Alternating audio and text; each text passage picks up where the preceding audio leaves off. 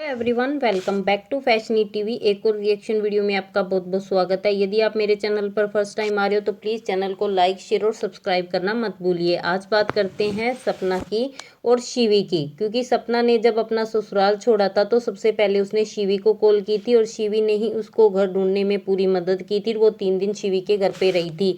लखन और शिवी के लिए काफ़ी ज़्यादा हेट कमेंट्स आ रहे हैं। लोगों को यही लग रहा है कि सपना है ना, इनका फ़ायदा उठा रही है या आजकल इनको अमीर लोगों के कांटेक्ट में आ गई है, जिसकी वजह से ये अब अपने सास ससुर के पास कभी नहीं जाएगी या फिर उनको मनाने की कोशिश नहीं कर रही, क्योंकि लखन भी नंबर 1 यूट्यूबर है, उनका भी सपोर्ट मिल गया और ऊपर से शिवी की फैमिली काफ़ी अच्छी है और शिवी पूरा सपोर्ट कर रही है सपना का। चाहे वो आरू का स्कूल ढूंढने में हो, चाहे सपना जब 3 दिन रही थी उनके घर पे तो पूरी उनकी केयर करना, तो ये सब चीज़ें शायद कुछ लोगों को अच्छी नहीं लग रही और लोगों ने कमेंट करके यहाँ पर शिवी को भी काफ़ी ज़्यादा ट्रोल करना शुरू कर दिया है। लोगों का ये कहना है कि शिवी को सपना से दूर रहना चाहिए। शिवी का भी एक यूट्यूब चैनल है जिस पे वो अपनी डेली लाइफ को शेयर करती है, लेकिन वहां पर भी लोगों ने कमेंट करने शुरू कर दिए और ये कहा कि तुम सपना से दूर रहो। किसी ने कमेंट करके शिवी से कहा कि शिवी प्लीज़ बी केयरफुल, आपको लोगों की बुरी नज़र लग सकती है। वैसे भी सपना के साथ जो भी रहता है वो ख़त्म हो जाता है या फिर वो पूरा बर्बाद हो जाता है। Suraj Rajveer end of life and सास ससुर को लाइफ टाइम दुख मिल गया। अंशु की लाइफ भी स्पॉइल हो गई and now you keep distance, don't mind please, you are such a nice human being and educated girl। Shivi, आपको भी एक बार सपना के सास ससुर पर भी तरस नहीं आया? सपना सास ससुर को बदनाम करके घर से सारा सामान लोड करके भाग आई। एटलीस्ट तुमको तो एक बार समझना चाहिए था कि कुछ भी करे बड़े बूढ़े सास ससुर को इस सिचुएशन में अकेला नहीं छोड़ना चाहिए था। तुम्हें तो देखना चाहिए था। She is an educated lady and you should avoid.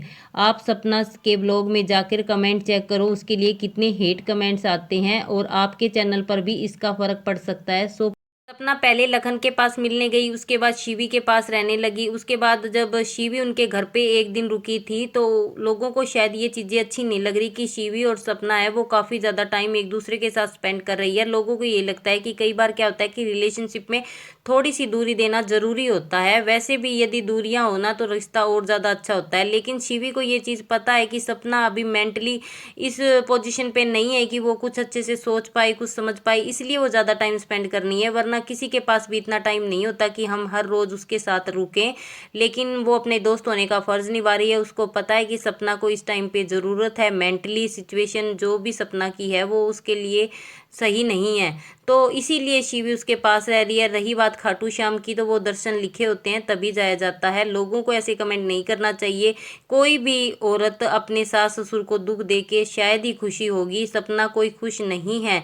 सपना ने तो हमेशा कहा है कि वो अपने सास ससुर की सेवा करेगी, लेकिन कुछ लोगों ने उनके घर को बर्बाद करने की पूरी कोशिश की और वो कामयाब भी हुए।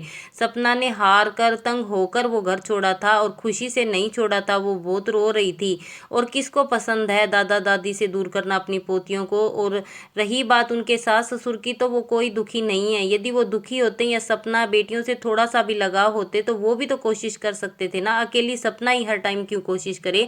लोगों को भी ये चीज़ समझनी चाहिए कि दुख की एक लिमिट होती है, सहने की भी एक लिमिट होती है। सपना ने हर वो कोशिश की है।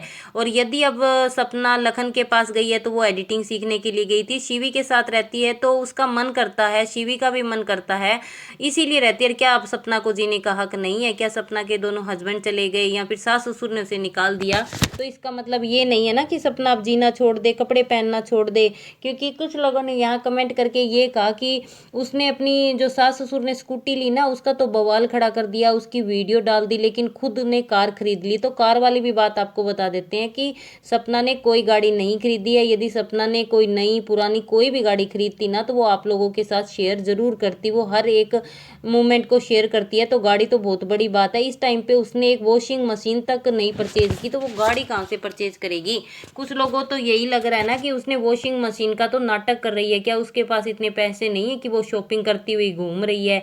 तो वो गाड़ी क्यों नहीं खरीद सकती या फिर वो मशीन क्यों नहीं खरीद सकती? वो खरीद सकती है, उसकी इतनी इनकम है। आप भी जानते हो कि उसके जो ब्लॉग है जिस हिसाब से वो चलते हैं, व्यू आते हैं, उस हिसाब से वो मशीन भी खरीद सकती है और गाड़ी भी खरीद सकती है। लेकिन क्या होता है कि हमारे पीछे सपोर्ट होता है ना, तो हम ये सब चीज़ें कर सकते हैं। आज सपना अकेली है, उसे अपने दोनों बेटियों का फ्यूचर देखना है, खुद की ब्लॉगिंग को सुधारना है। सिर्फ 2 चैनल के दम पे उसने इतना बड़ा रिस्क उठाया है, तो थोड़ा सोच समझ के टाइम के पीछे धीरे धीरे वो सब चीज़ें वो करेगी। उसके पास गाड़ी भी होगी, वॉशिंग मशीन भी होगी, उसके पास सब कुछ होगा। लेकिन इसके लिए आप सपना को अभी ब्लेम नहीं कर सकते। ना ही सपना ने ये कहा कि मेरे पास पैसे नहीं है, मेरे पास ख़त्म हो गए, या वो किसी के पास मांगने जा रही है।